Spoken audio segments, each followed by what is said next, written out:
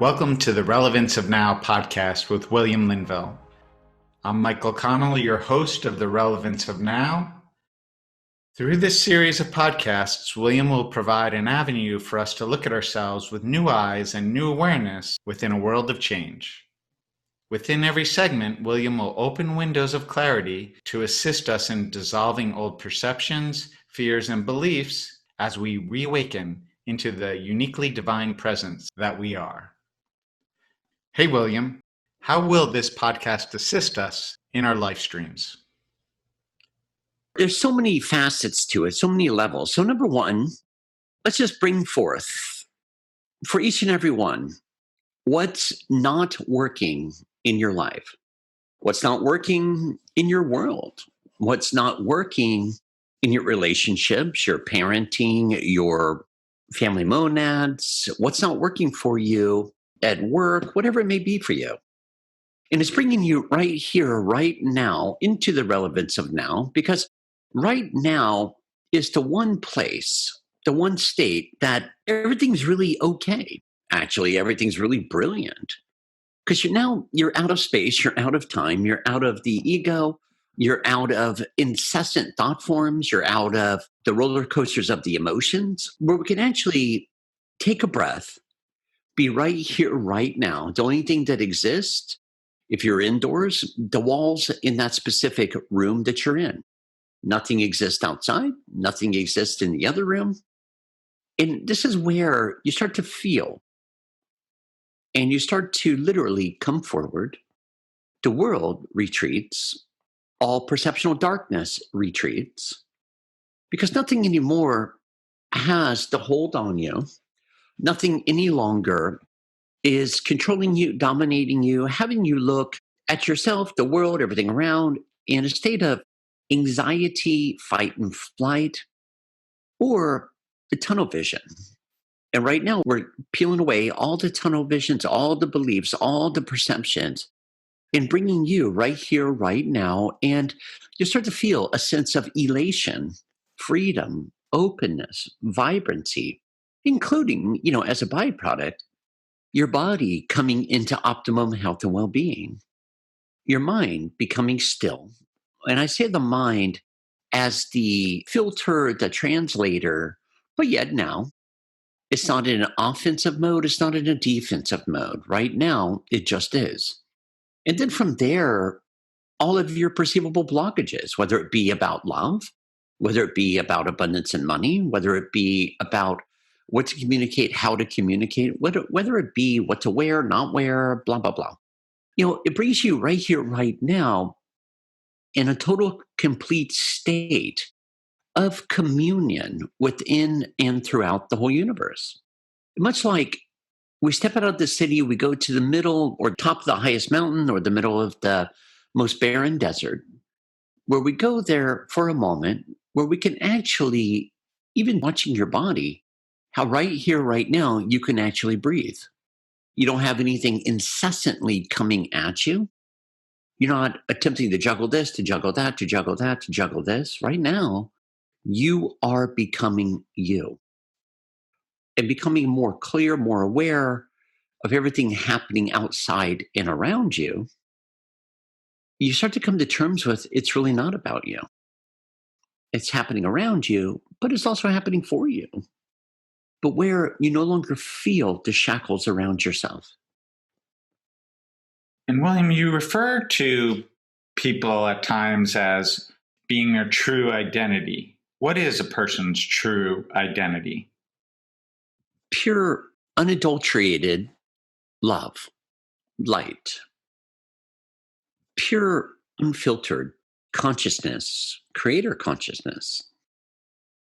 Pure, unadulterated presence and an essence of love, of light beingness, of an as creator expressing through the body, through the world, to where you start to regather your clarity, your power, your strength, to where we're coming up to a state of embodying your light bodies, which is just another level of yourself. But now really hearing you, not all the chitter chatter happening around. Thank you. And on your website, it shares that you're here to assist as many as you can in a body on a planet to arise, to wake up, and to marry and merge their higher and lower levels through the physical incarnational state. Yes. And what are the higher and lower levels of us, and how will this podcast assist in that merger? Well, your lower levels, it technically begins at the solar plexus, down through your crater chakra level vortex, down through the root chakra level vortex, the gender principle, and all that fun stuff down. That's the part that is the physical part. The part that's been so conditioned to chop wood, carry water, do this, do that, never really having a contemplation of your own, but just following a lot of incessant thought forms, following a lot of belief systems, and becoming heavier, denser, and denser, where you start to feel an absence of liveliness, light beingness. And then we went marry with the higher levels, or shall I say, the rest of you. It's one and the same. You're marrying with your light bodies. You're marrying with a total complete overview of and as creator overseeing its own creation. These parts take you out of tunnel vision. It takes you out of chop wood, carry water, and then wash, rinse, repeat each and every day, evening, midday. And it brings forth a whole new perspective. But yet, if I'm going to simplify it, I would say it brings you back to the total pure light, total pure love, total pure consciousness that has not been affected, has not acted, reacted to whatever may be going on within the world around you, whatever may be going on through the family, relationships, children, animals, and so forth. It's your all-knowing facet of oneself that all is truly well, that is constantly filling itself, but also restabilizing, reopening, reactivating, reamplifying within itself. And it also goes through the body as well. The body being the beautiful mechanism, I'll say in this regard, machine.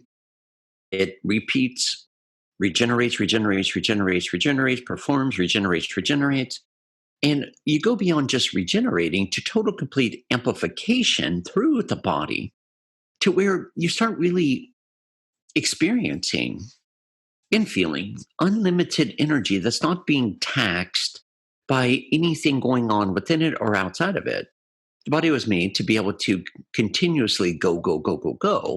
And that's the easy part. It was taught and it's been created to constantly regenerate, integrate, rebuild to where it's, once again, constant energy. You know, the whole idea that on the eighth day, God rested. Well, I find that kind of interesting because creator consciousness doesn't require a rest. That's more of a human attribute to where it makes you, as you're emanating, integrating, and amplifying through the body, it makes you more constant, no highs, no lows, but a constant arising force. What is the heart's role in the marriage of our higher and lower self? It's really simple. If you go into and through the 7 major chakra level vortexes on the body, the heart is the one in the center. The heart is, let's just say, your passage home. The heart does not contemplate itself. It's almost like a wormhole into all that is through the body. The heart is a constant state of what I would say isness. It's not overjoyful. It's not sad and depressed. That's all mental jargon. The heart is a constant, just like a planet is a constant, just like the sun is a constant, just like the moon is a constant. And the heart, when I look at it, this is where we go into the eye of Horus, which means your all-knowingness, unfiltered. Your natural state is love. And of course, it's been translated to you behave this way, you do this, you do that, you don't do this, don't do that. Well, let's go all the way full circle. That's all the head. The heart is that presence that is a constant, that is opening and opening as that beautiful activated amplifiedness as the sun of Creator incarnate. The sun being that of the SUN emanating through the heart that is constantly regenerating itself, that only allows for itself to become lighter, brighter, larger, more expansive, more expressive. But yet it knows within itself that everything that is occurring for itself, to where it grows and grows in multitudes, emanating, expanding, radiating, just so much more passionately, so much more powerfully, exponentially, and still in that eternal beingness of a constant, powerful force that's growing and growing and growing upon itself. In my experience, I didn't feel my heart's energy and vibrance before going on this journey of the marriage of the higher and lower. And my question is, was this vibrance always there and it was just covered over by thoughts and judgments and the ego and the lower levels? Yes, as well as the identification of a self that says, "Hi, I'm Michael Connell." And then once we go there, there's like all these endless definitions of what a Michael Connell is. And all those definitions that lead to this is this, that's that, this is this, how things are supposed to be, this is how things are not supposed to be, creating this whole unveilment of an identification of a Michael Connell in this body, on this planet, and through this world, based in fight and flight, based in anxieties, based in how things are supposed to be, and based upon everything that a Michael Connell has ever experienced and all the equations that Michael Connell had put together to say, this is a that, that's a that, this works like that, it works like that, blah, blah, blah. And creating this whole identification and self-identification to a self that is not truly a Michael Connell. Now we go into a state through the heart of an unraveling of what all of those equations, such as it's sunny outside, so that equals blah, blah, blah, blah, blah. It's rainy equals blah, blah, blah, blah, blah. And it may be overcast, so that means it equals depression, sadness, heaviness, blah, blah, blah, blah, blah. Well, what happens when none of it equals anything? This is where we're unraveling a Michael Connell from polarities, dualities, magnetics, and experiences, because it's where we start looking at all of this and saying, whatever made this true, that true, whatever made this to be a self, a false self identification with oneself called a Michael Connell, rather than the heart. The heart's a funny one. The heart does not contemplate itself. It just emanates. It does not have any boxes upon itself. It expands, emanates, expands further, emanates, and it keeps reaching these higher and higher heights of amplification, radiance, magnification, to where now we go beyond thought, we go beyond experience. And that's where you become the most beautiful rose, unspiraling, expanding. It's kind of like a rose. It never contemplates itself. It doesn't say, oh, well, today I'm having a bad petal day. No, it's constantly opening up and spreading. I'll say its fragrance, its light, and then it fades out and blossoms again with a new blossom. So it's a constant evolving state of brilliance. What I hear sharing about the relevance of now and being in the now is through the marriage of the higher and lower, which this podcast will assist people moving towards, that the heart is this isness, and that marriage allows us to feel this isness walking through our life stream and fully being free and being able to express ourselves with that. Well, yeah, expressing yourself, not the ideal of a Michael Connell or a William Linville, but yourself that emanates through the physical package, that emanates through this world without any resistance, without any embodiment of any gunk, like judgments, perceptions, and all this fun stuff. to where we can emanate your total purity without any internalization, more expressiveness. That in turn, that part starts creating upon itself, which is now creating long-term beneficial outcomes and manifestation in your life stream. And how will this podcast assist dear ones in embodying their true essence? This podcast is where we take what is, we look at what is, and then we take a breath, we expand beyond or through and beyond what is, which magnetically starts changing the trajectory of yourself, your mind, your body, your world. Because this is where, in the relevance of now, you look at truly what I would say the truth of all that is, no longer already creating what's going to occur next week or the week after. Right here, right now, you bring back that sense, that knowingness, and also that feeling that all is truly well. Now, I want to be clear, you are already your higher levels. You are your higher self.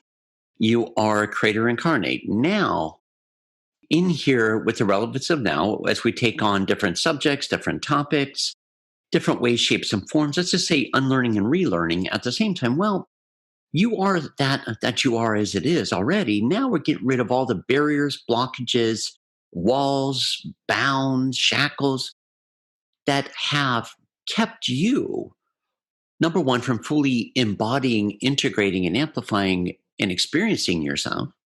We're dissolving, blazing away all the stuff that has not been you, that has been taught, been dualized, polarized, and split off. Now we're clearing out the basement, the attic, the decks, so that you can fully, thoroughly, and completely integrate, emanate without interference.